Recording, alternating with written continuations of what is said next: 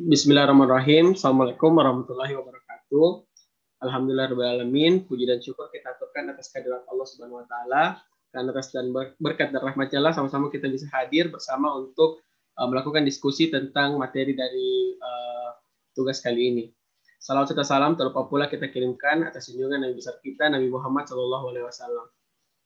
Baik, perkenalkan kami dari kelompok 3 Fakultas Kedokteran Gigi Universitas Hasanuddin, Pancasila 26. Kami akan membawakan materi tentang kebijakan-kebijakan pemerintah yang menyimpang dari nilai-nilai Pancasila dalam bidang politik. Next. Adapun pembahasan yang akan kita bahas pada kesempatan kali ini itu adalah pertama, konsep Pancasila sebagai sumber dari segala sumber hukum. Yang kedua, pengertian perilaku politik. Yang ketiga, pengertian perilaku politik penyimpang. Yang keempat, bentuk perilaku politik menyimpang dari Pancasila. Dan yang kelima adalah solusi dalam menangani perilaku politik menyimpang dari Pancasila. Next. Baik, kita mulai di materi pertama, yaitu tentang konsep Pancasila sebagai sumber dari segala bentuk hukum.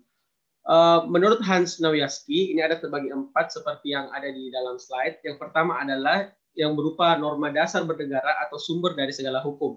Jadi Pancasila berupa norma dasar dalam bernegara atau merupakan sumber dari segala hukum. Yang kedua adalah undang-undang formal yang pada peraturan tersebut dapat ditetapkan suatu ketentuan yang bersifat imperatif dalam pengertian pelaksanaan maupun sanksi hukum. Yang ketiga adalah berupa hukum dasar yang apabila dituangkan dalam dokumen negara menjadi konstitusi. Dan yang terakhir adalah aturan-aturan pelaksanaan dan peraturan yang otonom, baik yang lahir dari delegasi maupun atribusi. Adapun dalam sistem konstitusi Republik Indonesia, struktur yang saya jelaskan tadi itu adalah sebagai berikut. Pertama, yang struktur pertama merupakan Pancasila sebagai atau dalam pembukaan Undang-Undang 1945. Yang kedua adalah batang tubuh dari Undang-Undang 1945, Kitab MPR dan Konvensi Ketatanegaraan. Yang ketiga adalah undang-undang, dan yang keempat adalah secara hierarki mulai dari peraturan pemerintah hingga keputusan bupati dan wali kota. Baik, untuk materi selanjutnya saya serahkan kepada pemateri selanjutnya. Baik, terima kasih atas kesempatannya. Langsung saja materi kedua yaitu pengertian perilaku politik. Perilaku politik adalah perilaku yang dilakukan oleh insan atau individu atau kelompok guna memenuhi hak dan kewajibannya sebagai insan politik. Nah, seseorang individu atau kelompok diwajibkan oleh negara untuk melakukan hak dan kewajibannya guna melakukan perilaku politik. Adapun yang dimaksud dengan perilaku politik beserta contohnya yaitu yang pertama melakukan pemilihan untuk memilih wakil rakyat atau pemimpin. Yang kedua, mengikuti dan berhak menjadi insan politik yang mengikuti suatu partai politik atau parpol, mengikuti ormas atau organisasi masyarakat atau LSM, lembaga swadaya masyarakat, kemudian ikut serta dalam pesta politik, ikut mengkritik atau menurunkan para pelaku politik yang beroritas, dan yang terakhir berhak untuk menjadi pimpinan politik. Nah, perilaku politik ini merupakan interaksi antar aktor-aktor politik, baik masyarakat, pemerintah, dan lembaga proses politik. Paling tidak dalam proses politik ini ada pihak pemerintah, ada yang menentang, dan ada yang menataati, serta mempengaruhi dalam proses politik, baik dalam pembuatan, pelaksanaan, dan penegakan kebijakan. Mungkin itu saja, saya kembalikan ke moderator. Baik, terima kasih atas pembukaan materinya. Selanjutnya saya serahkan kepada anggota kelompok lain untuk menjelaskan materi selanjutnya. Baik, di sini saya akan menjelaskan tentang pengertian perilaku politik yang menyimpang. Nah, penyimpangan politik dapat berarti menggunakan ilmu politik untuk hal yang menyimpang. Ini berarti bahwa ilmu dan metode-metode politik digunakan untuk hal-hal yang tidak benar. Menggunakan politik sebagai penyimpangan tidak hanya bisa dilakukan oleh pejabat atau lembaga pemerintah, tetapi juga bisa digunakan oleh siapa saja, apapun profesi dan pangkatnya. Namun pengaruh dari penyimpangan politik yang cukup kuat biasanya dilakukan oleh orang yang telah memiliki posisi yang cukup tinggi dalam masyarakat. Undang-undang di Indonesia yang mengatur tentang penyimpangan politik, terutama korupsi, terlalu lemah dan tidak memberikan efek jera bagi sang pelaku. Koruptor yang telah mencuri uang negara begitu banyak dan hanya dihukum beberapa tahun saja.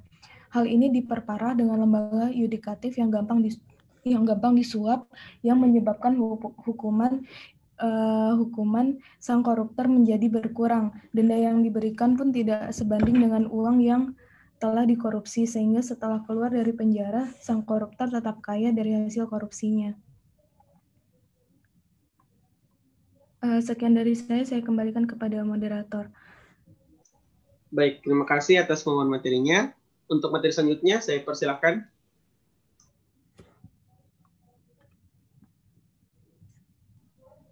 Baik, terima kasih atas kesempatannya. Nah, saya akan membawakan materi mengenai, ada 3 bentuk. Yang pertama itu penyimpangan politik dalam jangka pendek. Penyimpangan yang satu ini merupakan penyimpangan yang biasanya dilakukan oleh orang yang dalam waktu dekat akan mengikuti pemilu, misalnya dalam hal kampanye. Nah, karena pemilu itu dalam waktu dekat diadakan, tentunya akan memperhatikan perilaku tersebut merupakan langkah-langkah menjadi penyimpangan. Contoh penyimpangannya itu antara lain politik uang, yaitu di mana pihak yang mencalonkan diri memberikan uang, makanan, atau barang berharga lainnya kepada masyarakat. Hal ini dimaksudkan untuk mendapat simpati dari rakyat sehingga semakin banyak yang akan memilihnya. Kemudian yang kedua itu memberikan janji-janji, tetapi tidak menepatinya. Seringkali calon-calon pejabat memberikan janji-janji tentang kemajuan yang akan terjadi jika mereka terpilih. Namun pada kenyataannya sebagian besar atau bahkan seluruh janji-janji tersebut tidak terwujud. Kemudian yang ketiga adalah melakukan penyerangan terhadap calon lain seperti menjelek-jelekan lawannya sehingga masyarakat menilai bahwa lawannya itu buruk. Ada juga yang menggunakan cara ancaman untuk menakut-nakuti lawannya. Kemudian yaitu penyimpangan politik dalam jangka panjang. Nah, penyimpangan yang satu ini merupakan penyimpangan yang biasa dilakukan oleh calon pejabat ataupun orang yang telah menjadi pejabat. Nah, penyimpangan yang satu ini sulit dilihat atau sulit disadari oleh masyarakat karena dilakukan dalam jangka waktu panjang selama periode masa jabatannya.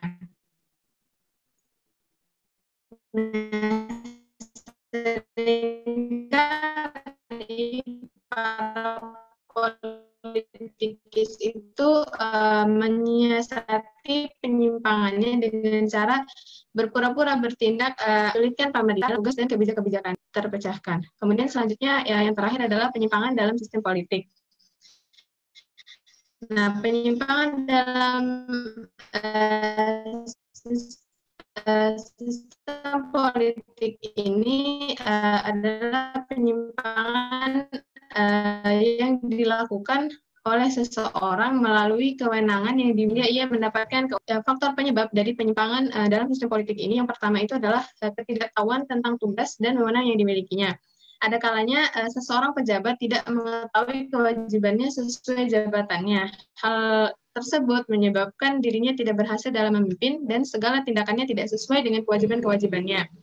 Banyak anggota-anggota legislatif misalnya dalam hal mengikuti rapat itu sering terlambat dan banyak pula dari mereka yang tidak mengikuti rapat sehingga banyak kursi yang kosong. Selain itu tidak sedikit pula dari mereka yang kerjanya hanya berlibur bersama keluarga menggunakan uang negara dengan alasan tugas dinas. Kemudian selanjutnya adalah ketidakmampuan. Nah, pada penyimpangan ini seorang pejabat tahu apa tanggung jawabnya, namun ia tidak bisa melaksanakannya dengan baik. Dari ketiga lembaga yang paling berat melakukan penyimpangan adalah lembaga eksekutif. Kemudian yang terakhir adalah kesengajaan. Nah, penyimpangan ini adalah penyimpangan yang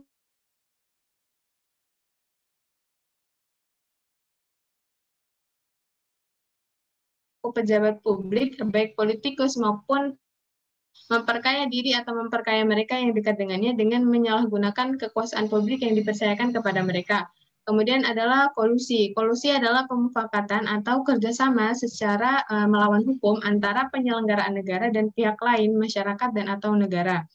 Kemudian selanjutnya yang terakhir adalah nepotisme. Berarti nepotisme ini artinya dalam hal memilih seseorang itu dilakukan berdasarkan hubungan keluargaan atau memilih saudara atau teman akrab berdasarkan hubungannya, bukan berdasarkan kemampuan dari orang tersebut. Sekian dari saya kembalikan ke moderator. Baik, terima kasih atas pemaparan materinya. Kita lanjut untuk materi selanjutnya. Persilahkan. Baik, terima kasih. Jadi yang saya akan bawakan itu adalah solusi dalam menangani perilaku politik penyimpang dari Pancasila. Nah, upaya preventif itu yang pertama adalah menciptakan peraturan yang lebih tegas dalam mengatasi penyimpangan politik. Yang kedua, melakukan pengawasan yang lebih ketat. Pengawasan yang lebih ketat akan memberikan desakan atau mendesak pejabat yang berniat untuk korupsi. Dan yang ketiga itu menjaga generasi berikutnya lewat pendidikan, agar jangan sampai beranggapan bahwa penyimpangan ini politik adalah hal yang lazim dilakukan. Nah, ada juga upaya represifnya. Yang pertama itu menghukum seberat-beratnya sang koruptor sesuai undang-undang yang berlaku. Hukuman tersebut harus memberikan efek jera pada sang koruptor dan memberikan rasa takut kepada pejabat lain untuk melakukan korupsi. Yang kedua itu memberikan sanksi yang besar melebihi uang yang telah dikorupsi. Terima kasih. Baik, terima kasih. Next slide. Adapun kesimpulan, yang pertama adalah norma-norma hukum yang berlaku akan dilihat sebagai suatu sistem yang berlapis-lapis dan berjenjang, sekaligus berkelompok. Pemberlakuan suatu norma akan bersumber dan didasarkan pada norma yang lebih tinggi, dan norma yang lebih tinggi berlaku, bersumber, dan berdasar pada norma yang lebih tinggi lagi. Demikian seterusnya sampai pada suatu norma dasar negara.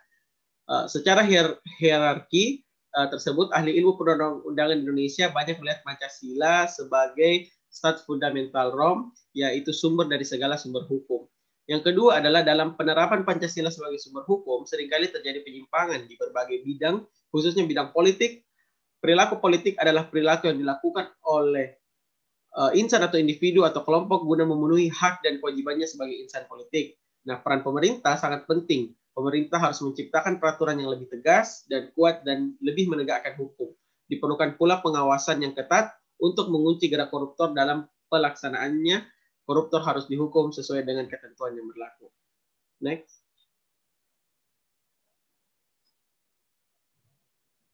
Baik, terima kasih atas kesempatan yang telah diberikan. Semoga apa yang kami berikan hari ini dapat bermanfaat bagi teman-teman sekalian, termasuk juga bagi kami. Billahi fisabilil haq, fastabiqul khairat. Wassalamualaikum warahmatullahi wabarakatuh.